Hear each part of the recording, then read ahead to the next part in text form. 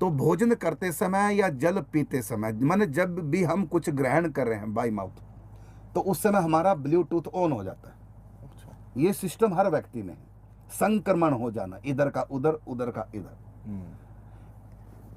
तो ब्लूटूथ खाते समय ऑन होता है, तो उस समय हमारे संस्कारों का, कर्मों का आदान प्रदान होने लग जाता है। इसलिए मंदिर में जाओ, वहाँ कुछ ना कुछ खाओ या पियो, चाहे चनामृत ले लो, चाहे एक थोड़ा सा खीर का भी टुकड़ा मिल जाए, वहाँ खाना जरूर चाहिए मंदिर में, क्योंकि जो ही हम ग्रहण करेंगे तुरंत हमारा ब्लूटूथ ऑन हो जाएगा, वो तो उधर से कृपा को हम ग्रहण करेंगे। ये होता है ब्लूटूथ सिस्टम। और यदि आप बिना कुछ खाए पिए वहाँ से आ गए, तो वो आपको कृपा, वो लाभ नहीं होगा, क्योंकि आपका ब्लूटूथ ऑन नहीं हुआ। इसी प्रकार हम संतों के पास जाते हैं, तो संत प्रसाद देते हैं खाने के लिए, जोर देते हैं, तो उस समय घर आके ना खाओ, प्रयास करो वहीं पालो, या थोड़ा सा ले लो उस समय, तो जो ही आप पाएंगे तुरंत आपका ब्लूटूथ ऑन हो जाएगा, फिर संत का संकल्प पूरा काम करेगा। इसलिए हमारे यहाँ मंदिर में जाओ, सत्संग में जाओ, कथा में जाओ, उसको बोलते हैं प्रसाद, उल जरूर खाना चाहिए वहाँ।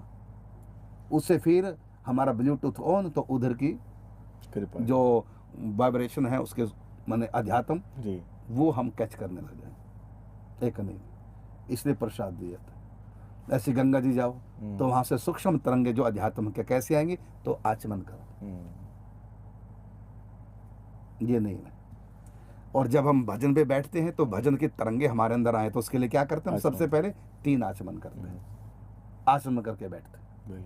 तो एक ये खाना क्यों, पीना क्यों उस समय?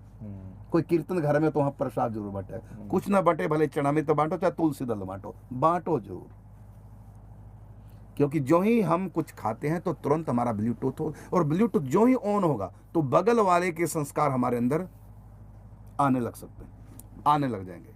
तो इसीलिए कहा हमारे यहाँ कि भोजन को इसलिए एकांत में करो, और भूखे के सामने भोजन ना करो, क्योंकि उसको जो कष्ट होगा, उसको मन करेगा मैं भी खाऊं, खाने की इच्छा होगी, तो हल्की सी खिन्नता मन में आएगी, हल्की सी, वो खिन्नता ब्लूटूथ ऑन होने से, क्योंकि हम पा रहे हैं, और कुत्ता देख रहा है, कुत्ते के मन में मैं खाऊं, वो खिन्न हो रहा है कि मेरे पास रोटी क्यों डाल रहे हैं, और जो ही हम खाने लगे हमारा ब्लूटूथ ऑन हुआ, और तुरंत कुत्ते की खिन्नता इधर। इसलिए कहा कि भूखे के सामने क्या, किसी के आगे मत खाओ, एकांत में भोजन करो। यदि करना है किसी के सामने, तो वो हमसे श्रेष्ठ हो, निकृष्ट ना हो, अच्छा व्यक्ति हो, हर व्यक्ति के साथ बैठ के भोजन खाओ।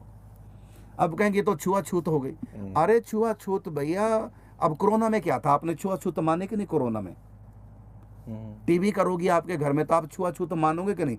लेकिन छुआछूत का मतलब थोड़ी कि हम अपने बालक से घृणा करेंगे, घृणा थोड़ी है, बस उसको दूर रहना, क्योंकि उसको टीबी की बीमारी है, तो इसको घृणा थोड़ी कहेंगे छुआछूत को, ये घृणा नहीं जी।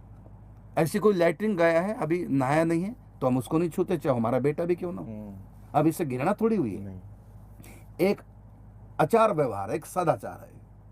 तो छुआछूत का मतलब किसी से घृणा करना नहीं है, छुआछूत का अर्थ ये नहीं होता। डॉक्टर भी छुआछूत मानते कि नहीं?